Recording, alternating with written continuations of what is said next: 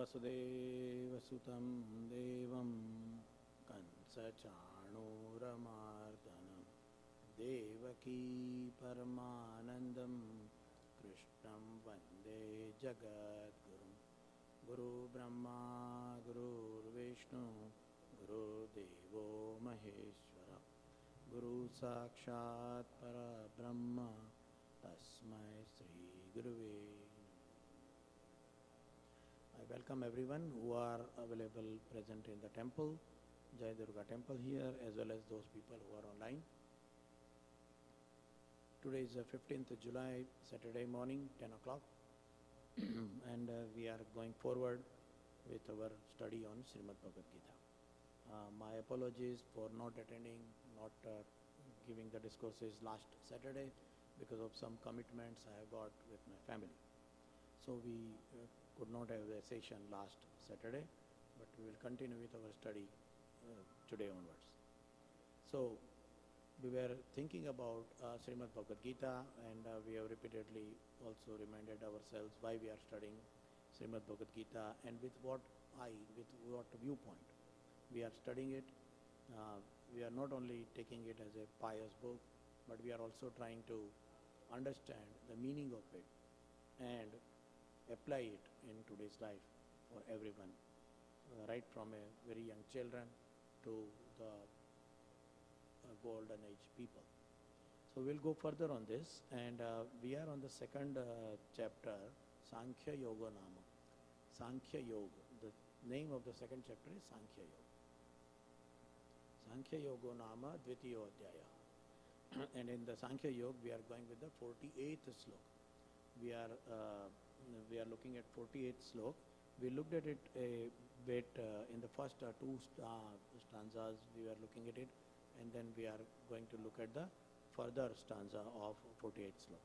So I'll do the chanting of the sloka first, and then we will go further to understand. Yogastha kuru karmani sangatyaktva dhananjaya siddhya siddhayo samo bhutva samatvam yoga uchyate. Here we talked about a bit about the sanga tyaktva and yogastha kuru karmani. It looks like that coming out of sanga tyaktva means coming out of the bonding attachment is to get the Buddhi Yoga. So the meaning of this sloka is that be steadfast in the performance of your duty and abandoning the attachment to success and failure. Siddhya siddhyo. Siddhya means siddha asiddha, one which is successful or failed. Samo bhutva, equal. So we will get into equanimity, and this equanimity is samatvam yoga uchyate. Uchyate means it is defined, is called. So samatvam yoga uchyate. When we were looking into it, that there are sanga tyakta, and this sanga tyaktva is a very extremely misunderstood word. This word has been misunderstood in multiple ways, and it has led into incorrect actions for hundreds of years. One of the common meaning of word sangha means to come in contact, to come in connection. So if I am in the friendship of I am with the friendship with my colleagues and all, then, and if they are not good, then the mother will say, iska sang chhod do, leave the the connection with them. That is the lowest level understanding of sangha. Means you do not connect with them. Sang chhod dena. Sangha tyaktva means somebody thought that sangha tyakta means sang chhod dene se samat yogastha ho jate hain. We will become yogastha. So what will happen? Because of this whole psychology of one way of thinking, of only one meaning of the sangha, what happened is that people started leaving the things. So it led into a incorrect understanding that as much as you leave the stuff, the worldly stuff, as much as we leave the worldly stuff, we are going to be a more pious person. Sangha tyaktva. We will be more pious person, we are more prone towards the yogastha, and so that is why we leave the Sangha. That is what is explained by many people. But we know that in practicality, we cannot leave the things. We cannot leave our job, we cannot leave earning money, earning bread and butter, we cannot leave our family. So when the God, and then it is telling that leave the attachment. Sangha means attachment. So if we leave the attachment, then how can we live with the people? How can we do our job? So Sangha doesn't mean only the physical connection with something. Rather, the meaning of the Sangha as a physical connection is very minimal. The meaning of the Sangha is more psychological than physical. Let us take an example. Suppose we are eating some good food. I always give this example. Suppose we are eating some good food and it's a nice dish, we are hungry, we are eating, and then suddenly we get some sad news or we get some exciting news, either of that. And then we finish our eating. And when we finish our eating, when we are asked, how was the taste of the food? We do not know. We do not remember. Why we do not remember? It is told that do not eat in front of the television. Do not eat while you are watching a TV. Why? Because the effect of the food will not be there. So even though there is a Sangha, there is a physical connection between our organ, our senses, and the object. The effect of Sangha doesn't happen. Effect of Sangha doesn't happen. Why it doesn't happen? Because our mind is not with the object. That is the reason why it is told that the Sangha didn't happen. So, a second level of understanding of Sangha beyond only the physical connection is that we are interacting with it, with our mind and with our intellect. We are interacting with it, we are getting connected with it, and then we are having the experiences, good or bad, sad or happy.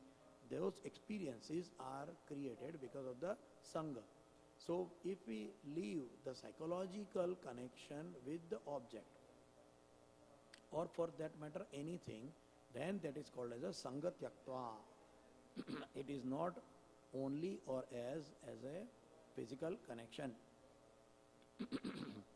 And we know that. Suppose we are dreaming of the future. We are dreaming of future happiness and we are thinking about it. In that case, like people say that do not drive and talk on the phone. Do not drive and text. Why? Because the physical connection, the physical connection between a person and an object may not be there, but psychologically you are already connected and engaged with the object. That is why even for the future happiness, which is not even experienced, if we are connected, then we are still called as we are in Sangha, getting in contact in dreams. Because that is also giving us the same feeling, same attachment, even though it is not a physical attachment. Let us take a small story of what is attachment. So there was a group of sadhus. There was a group of sadhus which was traveling from one village to the other village. And while they were traveling, there were young sadhus, there were older sadhus, gurus and all those people. Together they were traveling. When they reached a river which was flowing between two villages, they found that river was flooding very heavily. There was a good amount of flow over there, and it is little dangerous to pass through it. These people were already experienced how to pass through the gushing river, so they were not worried about it. But there was a young girl, she was around 16, 18-year-old girl, and she also wanted to cross the river. So what happened is that one of the sadhu asked the girl, what do you want to do, why you are looking worried? So the girl told that, oh, I am worried because I have to cross this river, I have to go to the other side, but river is gushing with water and I am scared of it. So the sadhu told, don't worry, I will lift you on my back. Now, as a general understanding, a sadhu is not supposed to be having the so-called Sangha, the Sangha of a woman. A common understanding, which is also a misunderstanding, but it's a common understanding. So he lifted the girl, and all the other sadhus told that, oh my God, what is he doing? He is doing wrong thing. He is not supposed to have a stri sparsha, the touch of a woman. Now here in the sadhu also, the woman is not physical. It is also physical but also mental, because woman is everyone. Money is also a woman. Lakshmi, Ma Lakshmi is a woman. So sadhu is not supposed to touch it. But this sadhu, he was a young sadhu, he lifted the girl on the shoulder and he crossed the river. When he crossed the river, and then he put the girl on the ground and they walked further. Now all the other sadhus saw that. Nobody spoke to each other, nobody spoke about this incident. After around 6 months, there was some kind of discussion came up, and another sadhu asked this guy that you are talking all this and all these big things, but the other day you lifted the girl on your shoulder. That is not correct. Why did you do it? So this young sadhu who lifted the girl, he told the other sadhu that, you know what, I lifted the girl and I put her back on the river bank on that day. But in your mind, you are still lifting that girl in your mind till now and even in future. So, in this example, even though there was a physical contact of the young sadhu with the girl, there was no sangha. Whereas the other sadhu, who didn't even touch that girl, kept thinking about that for 6 months. And that is sangha. So the definition of sangha is more connected to the intellect and thinking and psychology rather than the physical contact. So that is what is sangha. So we have to understand what the sangha means. Because here God is telling sangha tyaktva means what? We have to abandon every physical object in life and go to a forest. We should not be wearing any clothes and just eat flowers and fruits coming out of the trees. That is not what God wants to say here. It wants to say that you can disconnect, you remove the attachment from the objects, and tyaktva, that is another word. So experiences from others is also considered as own experience. So a sangha may not happen with us only. A sangha happening with someone else can also become a sangha with us. So we have to remember, a sangha happening in physical contact, a sangha happening in psychological contact, a sangha happening for the future happiness, a sangha happening with the other people experiences. All this together are becoming the impact or effect as a sangha. So how the sangha can be disconnected? How can we get detached from the sangha? Tyaktva.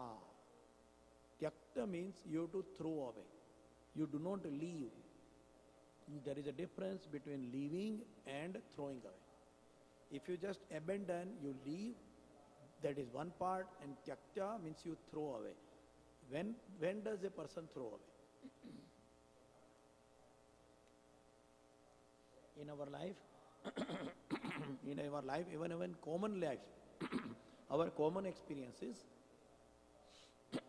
that we throw away the thing when we think about it. The things which we do not think about, we don't throw away. Simple things like garbage. When we do the garbaging, when we throw away the thing, we look at it first. Then we look at it and we decide in our mind that this is not useful, it should be recycled or it should be disposed of. And then we throw it away. So garbage is thrown away. In this example, it is very clear that for tyaktva means to throw away or to abandon something willfully, we first need to understand it intellectually. Unless we put our intellect into it, we cannot leave it. Just by the bhavana, but just by the feeling, the mere emotions, we cannot leave anything. Because when the emotions subside, when the emotions comes down, we again get engaged. We have got that experience in family. Kids, when the kids or even elder people, we have some arguments, we have got some kind of a difference of opinion with the family members. We don't talk to them for 2-3 days, but then we again talk to them and again it become a together family. Why? We were living in the same house for 3 days and we didn't talk to each other, but still we are there. Why? Because in our mind we didn't leave the Sangha. It is important to understand that a Sangha can even also happen with a enmity. Even if for the enemies, if you are thinking about the enemy continuously, you are with the Sangha of the enemy. That is why it is told that your mind should be very clear when you do the meditation. And meditation is the one of the method where we learn slowly how to do the tyaktva, how to leave the things. So, feeling and also, a indirect sansarga, indirect sangha, like when we see that a celebrity is using a soap, when we see the advertisement that a celebrity is telling that I am using this soap. So when we buy that soap and when we use that soap for taking bath, people feel that I am also like celebrating. So the Sangha may not even conclude as a result to ourselves, and still it can become a Sangha. So Sangha is more like an attachment, it is more like a non-physical object or non-physical thing which is in our mind, and that is to be tyaktva. So here we were talking about tyaktva means to willfully keeping away, intellectually abstain from the results. That is what is tyaktva, God is telling us. So from our discussion of the Sangha, we understood, so a tyaga or tyaktva may not result in physical distance. That is number one part.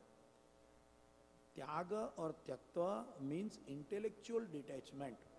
It is intellectually we are detaching with something and not physically maintaining a distance or physically abstaining something. Now, one very important part of tyaktva is that the tyaga, tyaktva, should not result from helplessness or compulsion. When a tyaga becomes from the helplessness, it does not become removal from the Sangha. Let us take an example of it. Suppose somebody is smoking a cigar and he is told that you should not smoke anymore because it is not good for your health, you already spoiled your lungs, and you don't smoke cigarette. So he leaves it. He says that, "Maine cigarette chhod di. I have left, I have abandoned." Generally they don't use the word tyag, but they say, "Maine cigarette ka tyag kar diya. I have tyag, I have left the cigarette." But when they are watching other people next to them smoking the cigarette, they will have the feeling of or craving to have a smoke.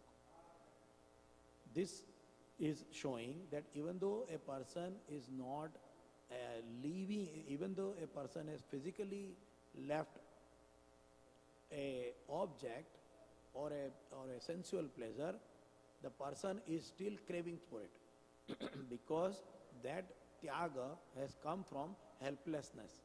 The doctor has told that if you smoke, you will die within 1 year. So from the helplessness or compulsion, this situation has happened. And that is why abstaining from these things is not tyaga. The definition of tyaga, the definition of Sangha Tyaktva is not supposed to be resulting from helplessness or compulsion. So, how to do the tyaga? Many schools of thoughts have given the path to do the tyaga. How to do the tyaga? If I am not supposed to abandon them, and if I like it so much, as a common people, we like the things so much. I like to eat good food, I like to wear good clothes, I like to, have a nice bungalow and car. So then how do I do tyaga? People will not leave it. Even physical contact or physical connection with the object, people will not like to leave. So how do or in what way can we make people to do the Sangha Tyaktva? So various schools of thoughts taken various paths to do that. And these are the paths which are incorrect path as per the Shrimad Bhagavad Gita. But we should know what is the incorrect path also. So one of the path which is taken is you blame and claim the objects as bad things. When we decide that something, either it is a physical object or a non-touching sensual happiness, if they are blamed as a wrong thing to do, and if they are blamed as a bad thing to do, then people will be leaving it, or people will be keeping away from it. And to do that, the whole theory of Svarga and Narka, the hell and heaven, has been established by many religions. They say that if you do this, it is bad, and so with the result of that bad thing, you will go to the hell. And on the other side, if you do something which is supposed to be done, then you will go to the heaven. So hell and heaven is nothing but considered or given as a reward of the actions which you are supposed to be doing as per the religious understanding of that religion. But what happens? In that case, what happens? Suppose if somebody is told that you do not do action X, because if you do the action X, when you die, you will go to the hell. Because that person is already having the happiness and joy and sensual happiness or a feeling of satisfaction through that action, if we tell them that you go away from this action, because if you want to be happy and you want to go to heaven, then you should abandon it. Can that person really abandon it? And even if they physically abandon it, even if they physically think that I should not be doing and I should be abstaining from it, but in their mind, there is always a charm. In their mind, there is always a greed for those things. They will be always having a feeling of not able to do that because of a compulsion. So, blaming or claiming the actions as bad actions and rewarding it or punishment of it through hell or heaven does not work or does not define in alignment with Sangha Tyaktva. Sangha Tyaktva doesn't mean that you leave it, because when you leave the object or that sensual happiness, you will get a reward somewhere else. So that getting a somewhere else reward is not supposed to be as a initiative, a cause, a objective of Sangha Tyaktva. So all those religions, all those schools of thoughts which say that it is bad and you will be rewarded or you will be punished, and so you do the Sangha Tyaktva. Because Sangha Tyaktva is told in other religions also. It looks very similar. But Sangha Tyaktva, because of compulsion or a future reward in heaven or hell, is not what is being explained over here. It is very clearly explained here. Sangha Tyaktva means you should abstain from the attachment because you want to attain samatvam, which we'll look at further. So one of that is one of the important part here is that blaming or claiming the things which are incorrect or bad is not the solution, is not the way towards the overall happiness of the society. And also the people who do not believe in that religion or people who are skeptical about that religion will never do the Sangha Tyaktva. So because they will not do the Sangha Tyaktva, obviously the result will not be achieved and they will never be able to do the Yogastha Kuru Karmani. They will not be able to do the Yogastha. So the purpose is not solved if we do the blame or claim something as a bad as a future reward. So that school of thought is incorrect and it is not in alignment with the Srimad Bhagavad Gita. Then another, another way of rewarding is not up in the heaven or hell, but on the earth itself, and that is called as a holiness. So all those people who live or abstain those things, Sangha Tyaktva, physically, underlining word is physically, when people see that these people have physically abstained from those things, they are considered as a holy people. They are respected. They are given more weightage. They are given more value. They are given more respect.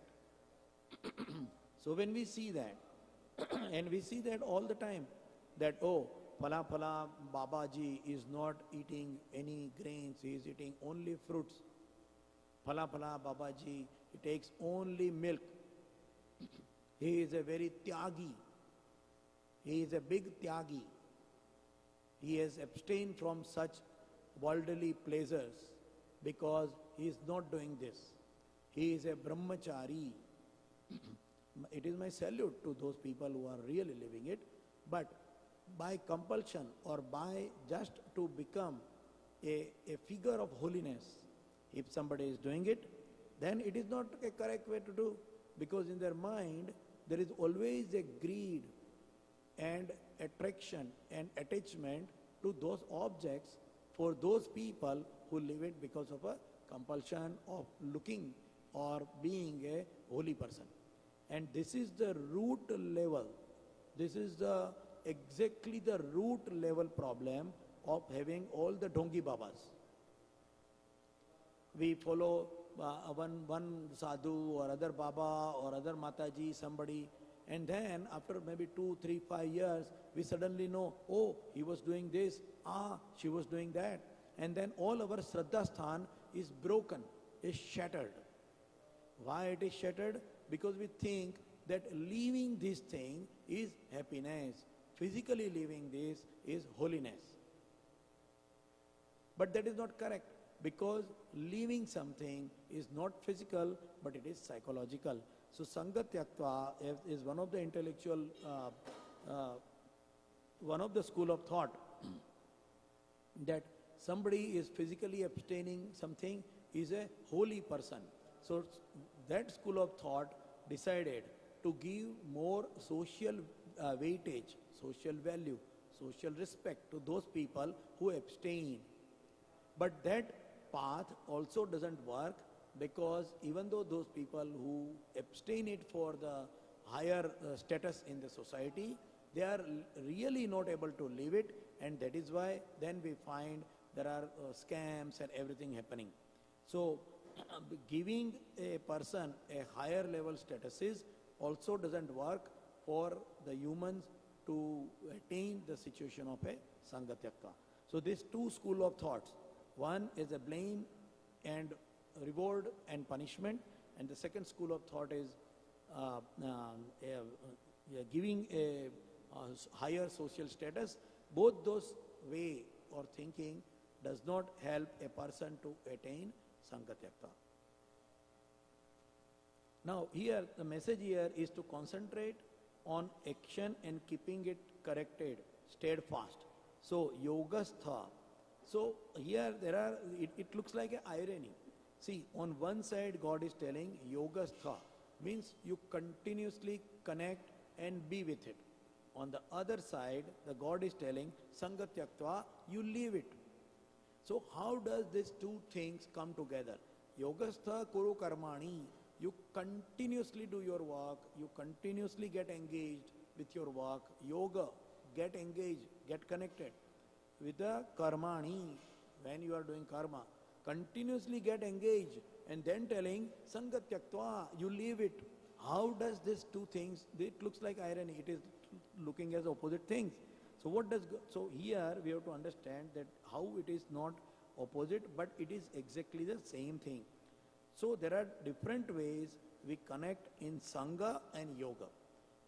When we understand what is the difference of the mechanism of connecting in Yoga and the mechanism of connecting in Sangha, these are two different things. So let us understand it. In case of yoga, we join, but with no luring or attachment in the action. Whereas in the case of Sangha, we join with the thing with attachment and luring for the action and its fruits. That is one of the first difference. In case of yoga, we are connected, we are doing the same action, but we are not lured or attached to the action as well as the fruit. But in case of a Sangha, we are attached. That is number one part. Now, how does that happen? What micro mechanism makes it happen? Because in both cases it looks exactly same. The micro mechanism is being a part or being a user. In case of a Sangha, let us think about the Sangha and Yoga. When somebody is telling Sangha, say for example, I take a gulab jamun and I put it in my mouth and I feel sweet. What has actually happened? That I feel that myself and gulab jamun are two different entities. That is number one part. Second part is the gulab jamun is sweet and it is going to give sweetness to my tongue. That means I and gulab jamun are two different things, and when the jamun is going to touch the tongue, it is going to give the sweetness. And this is what is creating a difficulty. Because I think that I am different and the other thing is different. There is object and subject. When we think that other thing is object, then there is a consumer and consumed. Upyog, we are the user and the other thing is being used. This is the psychology in the very root level when there is a Sangha. But when there is a yoga, we are connected with it. We are part of it. We are in it. So we cannot say that I enjoyed my hand. I enjoy touching my face. It does not happen because we are it. We are in it. So yoga means we are inside the same thing. We are part of it. We are not outside and connecting with it, but we are part of it. When we are part of it, then the whole fruit, the whole attachment part goes away. When we are part of something, then it is yoga. When we are a separate entity, then we are Sangha. Then there is another part which is coming up here, that because in the case of Sangha, when we consider the other thing as a other entity, then when that entity goes away from our senses or from our connection, psychological or physiological, then we feel we develop a feeling of emptiness and not possessing. So when we have the feeling of not possessing or not having the ownership, we have the feeling of sadness. But when we are part of it, then it never goes away. When something never goes away, we are always in happy state.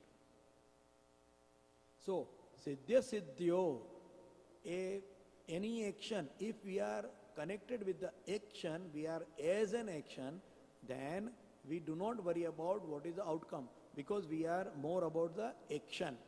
And that is why the God is telling that when we do the yoga stuff, when we do the karma as a yoga, when we are part of it as a karma, then we are doing the sangha tyaktva, because our attachment goes away.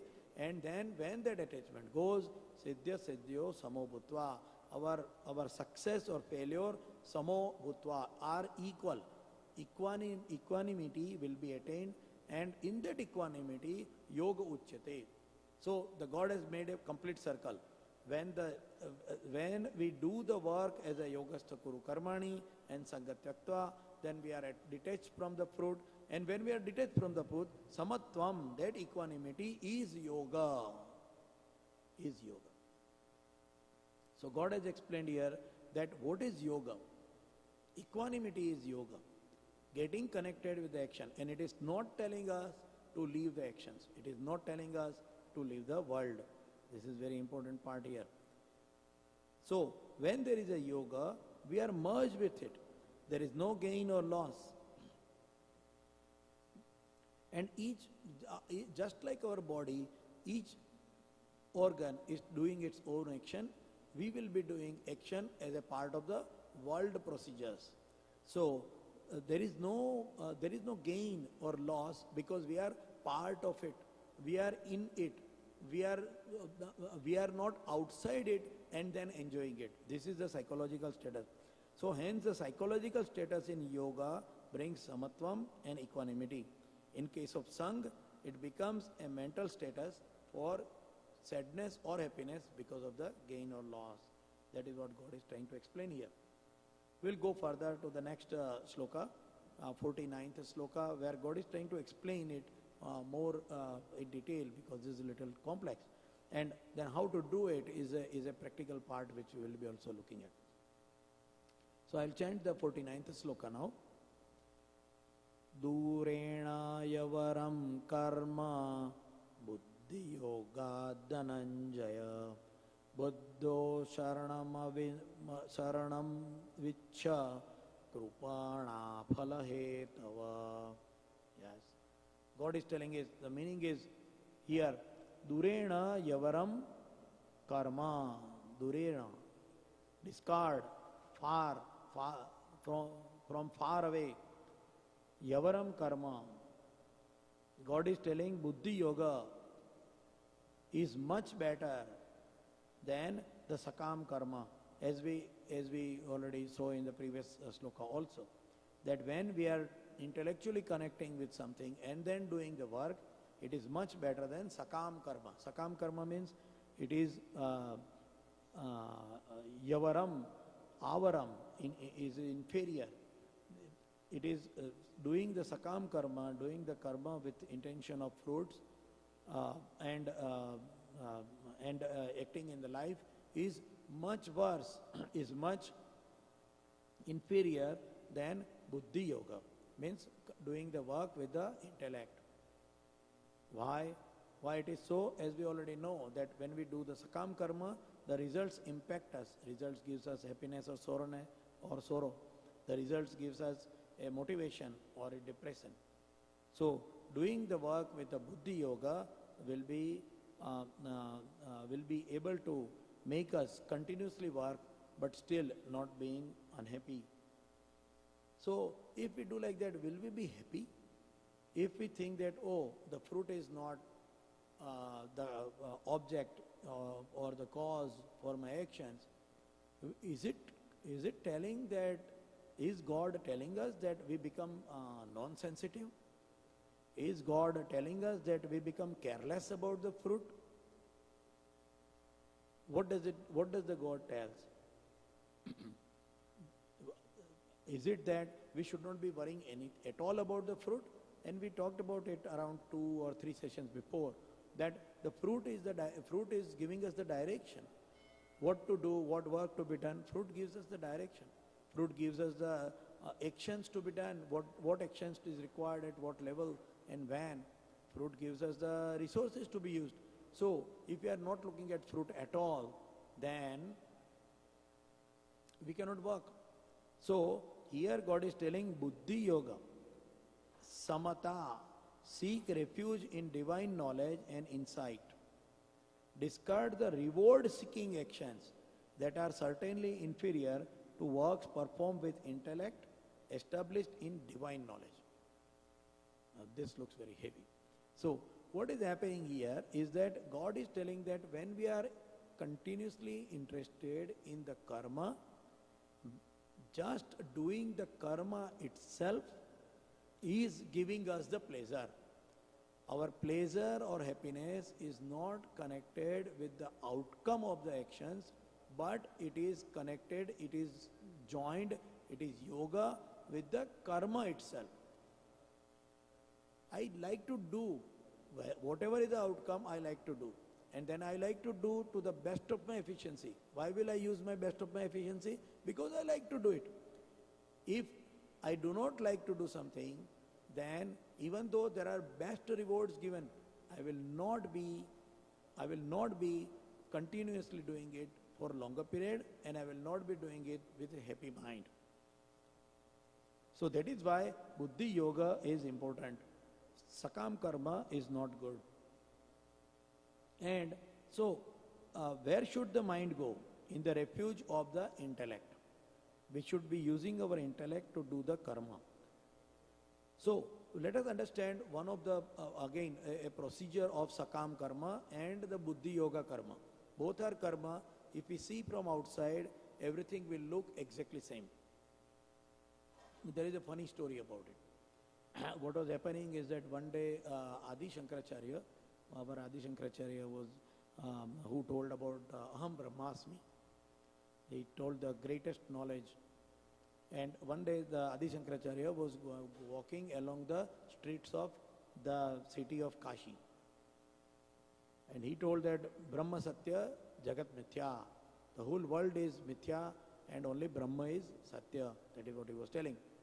Now he was walking, and what happened that it was a small street, a narrow street, and there was a mad elephant who was running towards all these people where Shankaracharya was walking. So all the people started shouting, "Oh, an elephant is coming, elephant is running, elephant is coming, running," and all. So everybody should go into the safe place. So Shankaracharya also ran, and he went up into a building and he saved himself. Now there was a person who wanted to tease Adi Shankaracharya.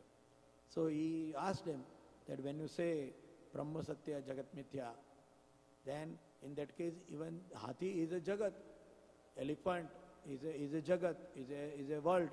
So when you ran, if the Hathi came, it was also a Mithya.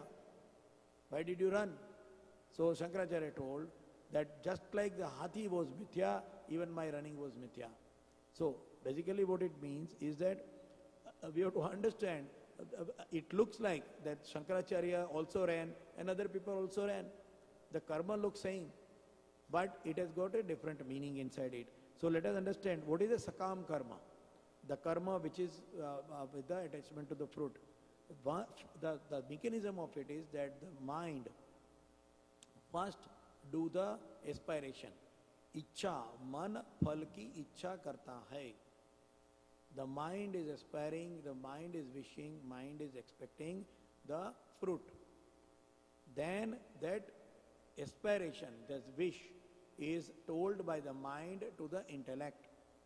And then intellect, buddhi, what does intellect do? Karma ki yojana. The method, the procedure to attain that fruit. So the intellect works towards attaining that fruit. It makes the yojana, the whole mechanism, the whole management, the whole series of actions. All these are decided by the buddhi, by the intellect. When the mind is telling the intellect that I want this, when suppose I say that I am thirsty, so the mind tells that the intellect that the body is feeling thirsty, and then the body will decide that okay, the intellect will decide that okay, tell the body to go to the water fountain and drink the water. So number one is the mind is doing the ichha, the wish of the fruit, and then the intellect makes the karma ki yojana, the whole action, the how to attend it. And then once the action is done, there is a karma phal, there is a fruit coming out. Now depending on fruit is desirable or against what is expected, but when the fruit comes, the fruit is experienced by the mind, and the mind gives the command to the next action. And then this continues, this rolls around every moment, every second in our mind. But what happens in Buddhi Yoga? In Buddhi Yoga, number one is that because there is no phal, there is no fruit, there is no aspiration of fruit, the ichha doesn't happen. It is the person wants to do the action without ichha. And then when that happens, the outcome of the action doesn't impact, the fruit doesn't impact the action or the person who is doing action. All our big sages, all our big saints, we hear them. भगवान की इच्छा के बगैर तो पत्ता भी नहीं हिलता. Yeah, without the wish of the God, even a leaf will not move from one to the other place. That is what everybody say, all the sant says it. What does it mean? Does it mean then the sant says that, okay, you just sit and do nothing and let God do it because you are completely helpless and incapable to do the things? No. We have seen all those saints working hard all through their life, taking all the pains. We haven't seen them. We have seen them working. So if they are telling that Bhagwan ki ichha ke bagair patta nahi hilta, without the wish of the God, even a leaf is not going to move, why do they work? Because they are Buddhi Yoga, because they are connected with I have to work and not with the fruit. That is what that is what is the difference between the karma phal, the sakam and the yoga, with both are seen doing same thing, but they are two different items. And that is why God is telling that doing the sakam karma is very inferior. So, then how do we differentiate between a mind and the intellect? How do we work? In what way we have to decide to work or do the actions so that intellect does the action and not the mind instigating the action? Here is the main solution of which is coming out of the meditation. When our intellect becomes stronger, even though the mind gives an order or a wish, the intellect will decide that this is supposed to be done or not supposed to be done. And when the intellect becomes stronger, the mind will not be able to make us run from here to there, because intellect is the final deciding factor here.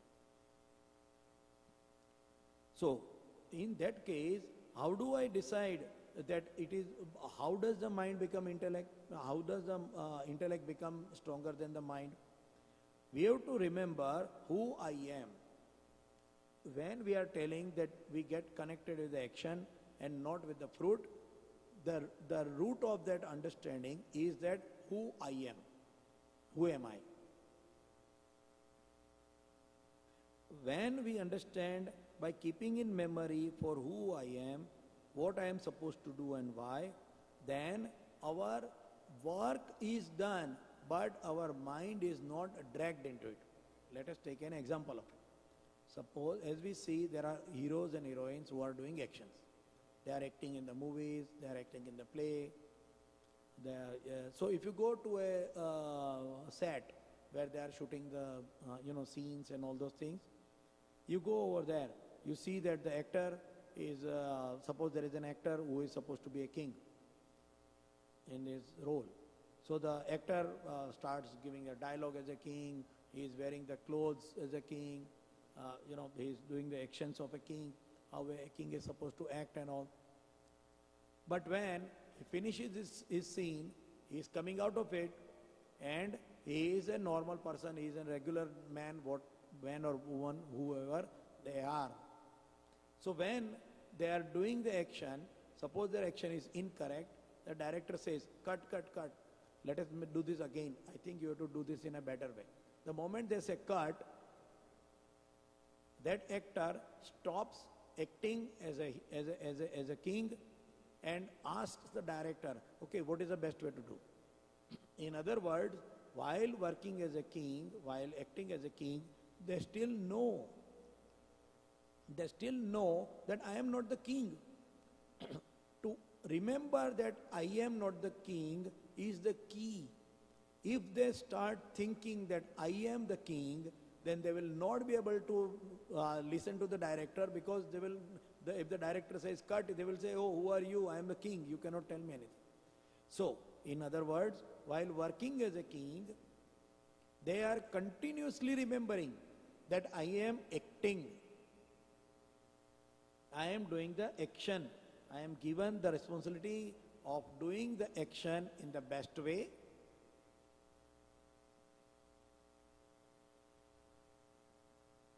I am given the responsibility to do the action in the best way. I am supposed to put all my efficiencies in that way, in the best way, for making this scene as a greatest scene. So to do that, they will put their, what will happen? They will put their full efficiency. They will put their whole heart and effort to do that action. They will try to see that it is in alignment with what is required by the director and all other people. They will see that. But even while doing that, they remember that they are the actor, they are the human who is supposed to do that action. This is exactly what is to be extrapolated in our daily life. When we remember who am I the body? Just like when we looked at the earlier slokas in Sankhya Yoga. Am I the body which I am in? Am I the possessions which I have? Like I am or the positions, like I am a director of a company, or I am a landlord of a big land. Who am I? This is the root of it. When we understand that I am not what I am possessing, or I am not what I am in position at, I am an entirely different thing, even I am not my body, the actions will become pure and perfect. This is the root of remembering and making a Buddhi Yoga compared to a Sakam Karma. This is the difference. We have to remember ourselves very clearly. Does it mean, the question will arise, does it mean that we are not supposed to enjoy? Are we supposed to be just thinking, oh, I am an Atma and I am not supposed to do anything? No, enjoy it.